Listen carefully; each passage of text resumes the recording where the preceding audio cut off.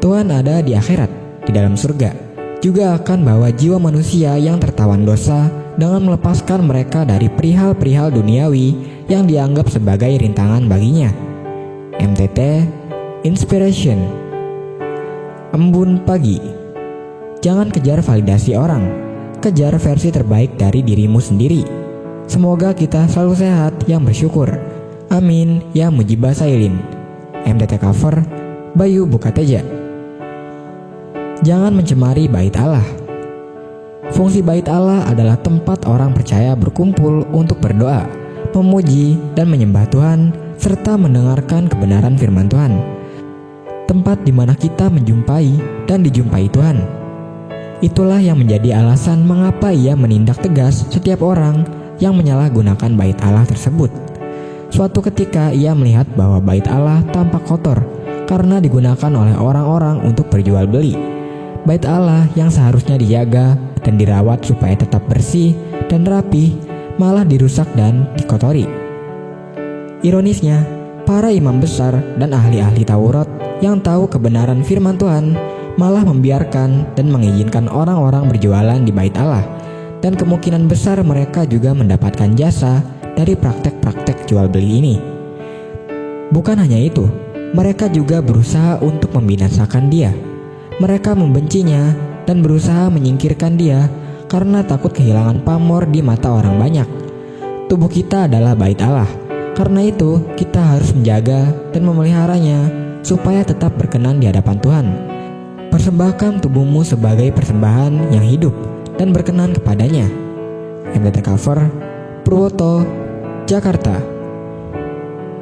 Anda adalah apa yang Anda pikirkan. Dua batu yang berbeda ukuran dan berat dilemparkan serentak ke dalam satu kolam. Keduanya menghasilkan gelombang atau riak yang saling bertemu. Riak-riak kedua batu itu bertemu, dan disitulah tampak peperangan antara kedua riak itu, di mana riak yang satu berusaha menguasai yang lain. Ternyata riak-riak dari batu yang lebih besar akhirnya segera nyapu riak dari batu yang lebih kecil. Hal yang sama berlaku pula dengan pikiran kita. Setiap harinya terjadi peperangan dalam pikiran kita, antara pikiran positif dan negatif, antara kebaikan dan keburukan, antara optimis dan pesimis. Apapun yang kita masukkan dalam pikiran, maka pemikiran yang porsinya besar akan keluar sebagai pemenang. Oleh sebab itu, mari menjaga pikiran kita dengan hal-hal yang benar dan baik. Latihlah pikiran kita untuk selalu memikirkan hal-hal yang positif, optimis, baik, dan benar. Selidikilah aku ya Allah, dan kenalkanlah hatiku.